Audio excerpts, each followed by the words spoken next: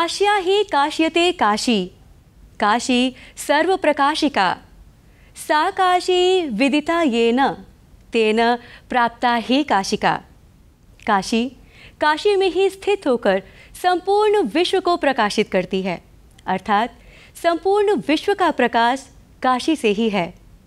काशी दर्शन देख रहे आप सभी दर्शकों का हम बहुत बहुत स्वागत करते हैं। नमस्कार। वाराणसी अपनी पुरानी विरासत और संस्कृति के लिए जाना जाता है, जहां भारत ही नहीं बल्कि दुनिया भर से लोग घूमने आते हैं। ये स्थान न सिर्फ हिंदू बल्कि बौद्ध धर्म के अनुयायियों के आस्था का महत्वपूर्ण केंद्र है। यहाँ बौद्ध धर्म से जुड़े तमाम तरह के स्तूप, प्राचीन स्थल, संग्रहालय और खूबसूरत मंदिर देखने को मिल जाएंगे। इसके ऐतिहासिक, धार्मिक और सांस्कृतिक महत्व के चलते इस स्थान का और भी महत्व बढ़ जाता है।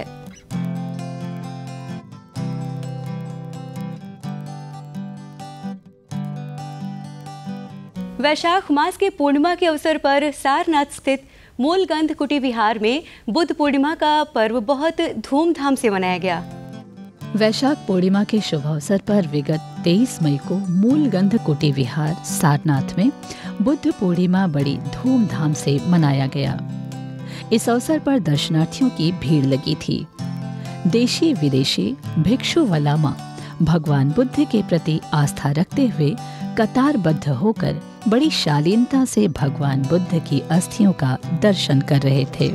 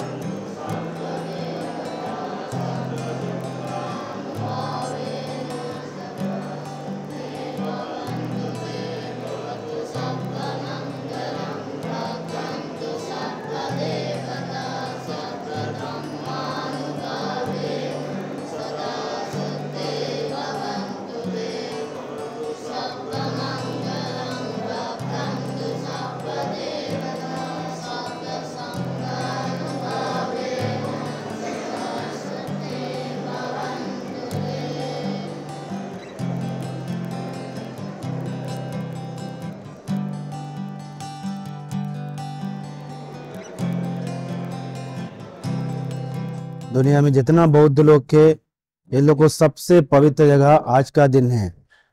आज के दिन में सिद्धार्थ का जन्म लुम्बिनी में हुआ है और उसके बाद भगवान बुद्ध ने आज के दिवस में बुद्ध गया में ज्ञान प्राप्त हुआ। आज के दिवस में कुशीनारा में महापरिनिर्वाण हुआ। इसलिए दुनिया में जितना बौद्ध देश है, एक सभी लोग आज ये 3 मौका सेलिब्रेट करता है। इसलिए सारनाथ पवित्र इस तरह से बहुत पवित्र स्थल है। भगवान बुद्ध ने बुद्ध गया में ज्ञान प्राप्त होने के बाद सबसे पहले सारनाथ में आके सबसे पहले भगवान बुद्ध ने मैसेज दे दिया बनते लोग के लिए, क्षरत बिक्रे चार कम बहुजन हिताय बहुजन सुखाय। भगवान बुद्ध ने भिक्षु संघ को पहला उपदेश दे दिया, बहुत लोग के लिए, हित के लिए, कल्याण के लिए, सुख शांति के लिए भगवान बुद्ध का ये करुणा का, मैत्री का ये संदेश गांव गांव तक, शहर शहर तक पहुंचने के लिए आज भगवान बुद्ध ने एक विजडम में प्रज्ञा उन्होंने सारनाथ में पहला प्रवचन से बताया। इसलिए सभी गलत का काम नहीं करना चाहिए, कुशल का काम करना चाहिए और अपना मन पवित्र करना चाहिए। सभी लोग साधना करना चाहिए। साधना करके दिन में एक पोषण होता है, लोभ, देश, मोह, राग, ईर्ष्या, क्रोध, वैर, हम सभी लोग के अंदर भरा है, पोषण है। ये निकलने के लिए एक दवा होता है, करुणा, मैत्री, अहिंसा, दया। यही है हमारा भगवान बुद्ध का संदेश से, करुणा का, मैत्री की, दया है। हम सभी आज के दिन में सभी लोग को, हम लोग को मैसेज है, सभी लोग दूसरा को सम्मान करिए, सबको प्यार करिए। यही हम लोग को आज का दिन में मैसेज है। भगवान बुद्ध ने अपना पहला उपदेश सारनाथ में अपने 5 शिष्यों को दिया था। पीपल के वृक्ष के नीचे भक्तगण उनका भी दर्शन कर आह्लादित एवं भाव विभोर दिखे। भक्तगण वहां पर लगे छोटे छोटे चक्रों को घुमाकर आनंदित हो रहे थे। आज के दिन बुद्धिज्म की स्थापना भी हुई थी, ये मानते हैं, इसलिए सब लोग गौतम बुद्ध का दर्शन करने के लिए यहाँ पर उपस्थित हुए हैं। गौतम बुद्ध का एक था कि सब जगह सब लोगों को समानता रहे, सब इक्वालिटी रहे, सब जगह ज्ञान का प्रवाह हमेशा रहे। यही उनकी हमेशा से लेसन्स रही हैं लोगों के लिए, और वही हम लोग फॉलो करने के लिए आए हैं। उनके आशीर्वाद से हम लोग ये प्रे करते हैं कि नॉन वायलेंस हमेशा यहाँ पर बना रहे, ज्ञान की धारा बहती रहे और सब लोग सुख शांति और इक्वालिटी से जिए। भगवान बुद्ध की जयंती के अवसर पर आस्थावान सेवादार भी आए दर्शनार्थियों की सेवा में बड़ी शालीनता से लगे हुए थे। विश्व के 98 देशों में आज जो है भगवान बुद्ध की त्रिविधि वैशाखी पूर्णिमा जो है मनाई जा रही है। जहाँ पर हम खड़े हैं, यहाँ पर सर्वप्रथम भगवान बुद्ध ने अपने 5 शिष्यों को उपदेश दिए थे। और त्रिविधि पावनी बुद्ध पूर्णिमा का अर्थ है, ये संयोग विश्व में किसी को नहीं प्राप्त हुआ। वैशाखी पूर्णिमा के दिन भगवान बुद्ध का जन्म हुआ। पूर्णिमा के दिन ही ज्ञान प्राप्त हुआ बोध गया में, और पूर्णिमा के दिन ही कुशीनगर में परिनिर्वाण को प्राप्त हुए। भगवान बुद्ध ने कहा था कि मैं मुक्तिदाता नहीं, मार्गदाता हूँ, मैं रास्ते को बता रहा हूँ, उस रास्ते पर आप चलिए। अप्पो दीपो भव, उन्होंने कहा था कि अपना प्रकाश स्वयं बनिए। मठों को पंचशील झंडों से सजाया गया था। ये वैशाख पूर्णिमा बौद्ध धर्म के अनुयायियों के लिए बड़ी ही आस्था का पर्व है।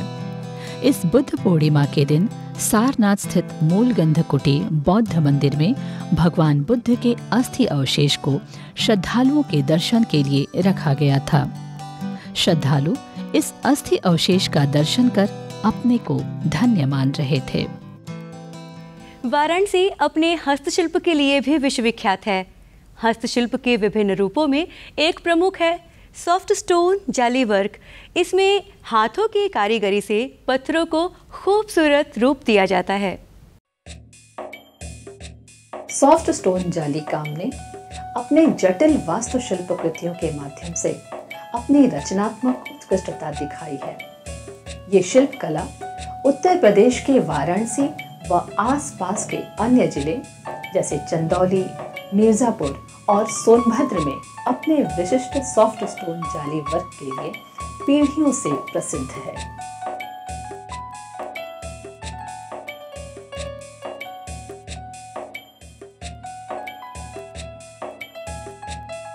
उत्तर प्रदेश में कला और संस्कृति की राजधानी वाराणसी सॉफ्ट स्टोन जाली वर्क का प्रतिनिधित्व करता है।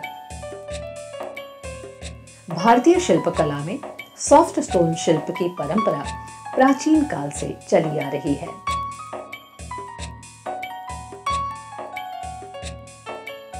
शिल्पियों के कई परिवार ने पीढ़ियों से आज तक कारीगरी की इस समृद्ध परंपरा को आगे बढ़ाया है।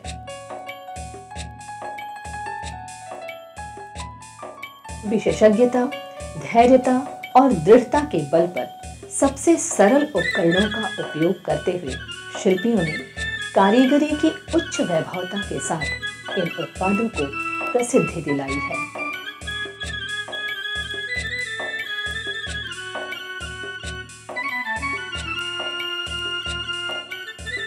सॉफ्ट स्टोन जाली वर्क में वाराणसी मेगा क्लस्टर के रूप में विकसित हो रही है।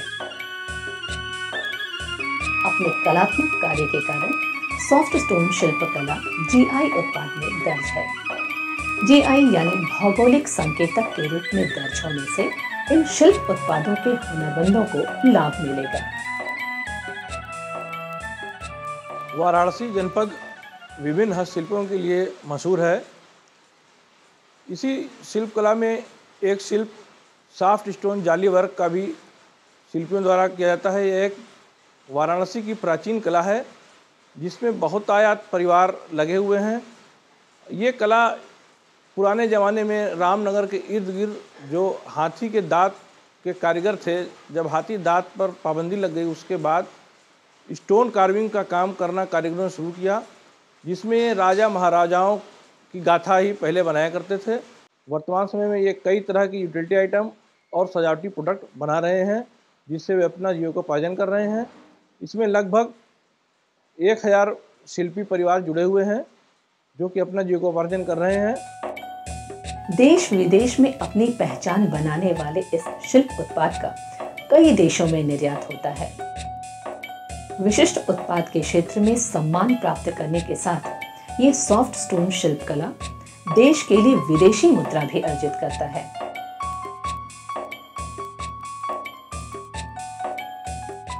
सॉफ्ट स्टोन के उत्पाद बनाने में शिल्पकार शिल्पकला के पारंपरिक और आधुनिक दोनों कलाओं का मिश्रण करते हैं, जिससे परंपरागत वस्तुओं के अलावा कई आकर्षक व सजावटी वस्तुओं का निर्माण होता है। ये हुनर जो है ना, ये परंपरागत ही चला आया है। जैसे जो लोग जो है सैंडलवुड में करते थे या उसके पहले आइवरी में करते थे, फिर पत्थर में आ गए, ये परंपरागत ही सीख रहे हैं। अंडरकट का भी जो लोग काम करने वाले हैं, ये लोग परंपरागत ही अपनी पीढ़ी से जो है सीखते आ रहे हैं, वही लोग कर रहे हैं इसको ज़्यादातर। हम लोग हाथी अंडरकट के अलावा जो है बाथरूम में एक्सेसरीज, मूर्ति, पेड़ के नीचे मूर्ति, मोबाइल स्टैंड, सोप डेन, फ्लावर पॉट, लैंप वगैरह और मोमबत्ती स्टैंड, अशोका पिलर, काफ़ी चीज़ें जो भी ऑर्डर हम लोगों को मिलता है जहाँ जैसे भी वो बनाते हैं। शीतल पत्थर शिल्प की उत्कृष्ट कलात्मक उत्पाद बनाकर इस क्षेत्र के कारीगर अपनी आजीविका कमाते हैं। स्थानीय लोगों और पर्यटकों को आकर्षित करने वाले विभिन्न उत्पादों की मांग लगातार बनी हुई है। सॉफ्ट स्टोन के उत्पादों में हमारी वर्तमान और अतीत की संस्कृति व परंपरा की झलक दिखती है।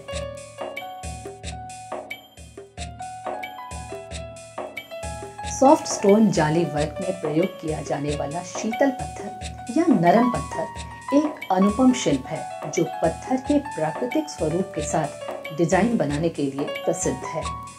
ये पत्थर बिना किसी जोड़ के नए आकार में परिवर्तित हो जाते हैं।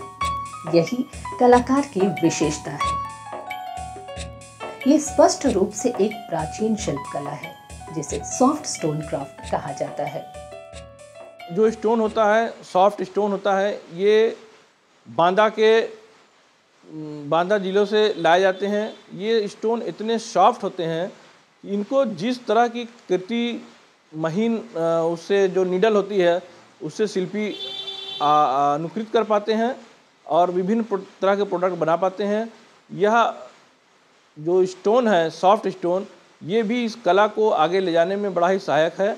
ये स्टोन ऐसा है जिससे शिल्पी अपने मन चाहे कलाकृति को निर्माण कर पाते हैं।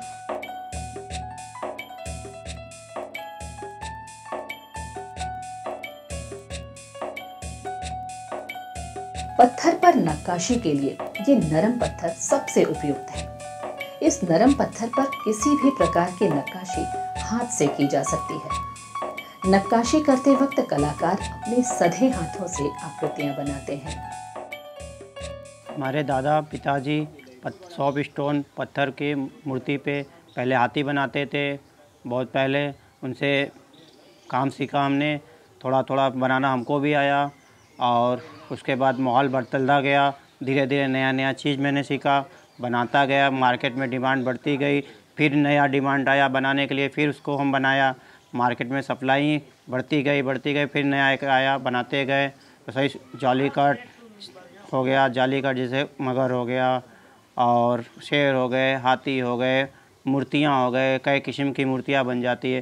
जो भी हम लोग माल बनाते हैं, मार्केट से ऑर्डर आता है, उनका बनाते हैं, बना के उनको दे दिया जाता है। कोई भी चीज़ नए से नए चीज़ हो, कुछ भी हो, हम लोग हर एक चीज़ बना के दे दिया जाते हैं। वाराणसी सॉफ्ट स्टोन क्राफ्ट के पत्थर शिल्प ने जटिल वास्तुशिल्प की उत्कृष्ट कृतियों के माध्यम से अपनी रचनात्मक उत्कृष्टता दिखाई है। ये पूरी तरह से तराशे हुए और जड़ाई के काम से सजाए गए हैं। पत्थर की नक्काशी समृद्ध सांस्कृतिक विरासत और कारीगरों द्वारा खोजी गई विविधता का बखान करती है। पहले मूर्ति का काम ज़्यादा होता था, मूर्ति पे कार्विंग होती थी या फूलदान वगैरह पे कार्विंग होती थी, कार्विंग का ही काम ज़्यादा होता था। लेकिन जब से ये अंडर कट आ गया, अंडर कट के बाद हाथी के अंदर हाथी, कछुए के अंदर कछुआ, उल्लू के अंदर उल्लू, जैसे ऊँट के अंदर ऊँट, जैसे गल्फ़ में ऊँट का डिमांड ज़्यादा है तो ऊँट के अंदर ऊँट हम लोग बना देते हैं। यूरोप में कहीं हाथी नहीं मिलता तो हाथी के अंदर हाथी का डिमांड होता है। राष्ट्रीय पक्षी है जो है जापान का उल्लू, तो वहाँ से उल्लू का डिमांड ज़्यादा होता है तो वो सब बनते हैं। जो भी कुछ मिलता है अंडर कट में ही बहुत ज़्यादा डिमांड है। सॉफ्ट स्टोन जाली वर्क में पत्थर के बड़े टुकड़ों को लंबवत रूप से छोटे स्लैब में काटकर उस पर खुरदरे रेखा चित्र बनाए जाते हैं। तत्पश्चात बहुत महीन लोहे के औजारों की सहायता से जाली बनाने की प्रक्रिया शुरू होती है।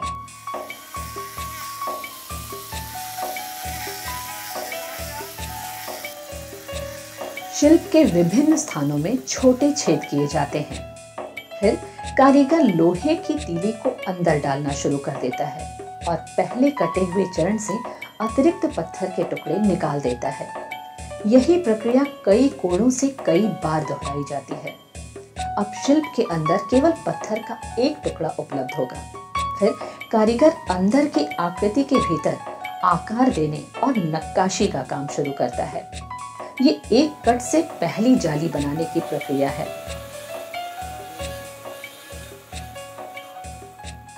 यह शिल्प बहुत ही प्राचीन है, इसकी मान्यता बहुत है। इसके कारीगर बड़े हुनरमंद होते हैं जो कि स्टोन को कट करके और जाली एक आकृति के अंदर दूसरी आकृति भी बनाते हैं। इस आकृति को बनाने में इनका जो रॉ मटेरियल होता है सॉफ्ट स्टोन, वो बड़ा ही सहायक होता है। सॉफ्ट स्टोन को आप कहीं से भी कट करके और विभिन्न तरह की आकृतियों का निर्माण कर सकते हैं। वर्तमान समय में शिल्पी जो है हर तरह के यूटिलिटी आइटम और सजावटी आइटम बना रहे हैं जिससे उनकी डिमांड बढ़ी है। यह शिल्प प्राचीन काल से ही विदेशियों की पसंद बनी रही है और भारत के एक्सपोर्ट में इसका बहुत ही बड़ा योगदान रहा है। वाराणसी सॉफ्ट स्टोन जाली वर्क में कारीगर 3 कट तक बना रहे हैं, यानी जाली बनाने के 3 अलग अलग चरण, जैसे हाथी और हाथी के भीतर हाथी।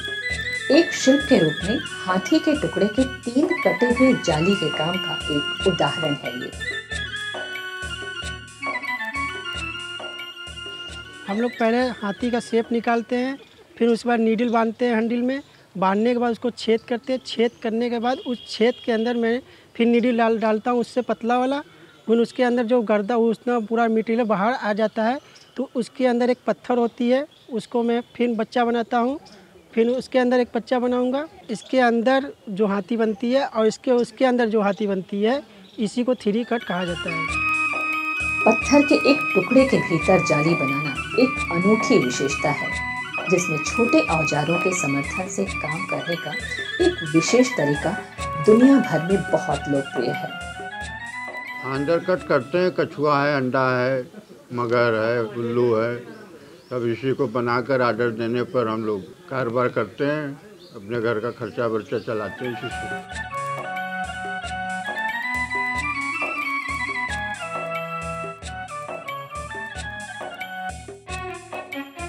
वाराणसी सॉफ्ट स्टोन जाली का काम उच्च कुशलता और शिल्प कला की बेहतर गुणवत्ता दोनों का प्रतीक है। स्टोन पॉटरी अपनी आकर्षक क्लासिक शैली में जाली या फ्रेम वर्क के रूप में प्रमाणित है। नाजुक ढंग से तराशे गए और जड़े हुए काम से सजाए गए इन नक्काशीदार जालियों के उत्पाद रचनात्मकता से अलंकृत हैं।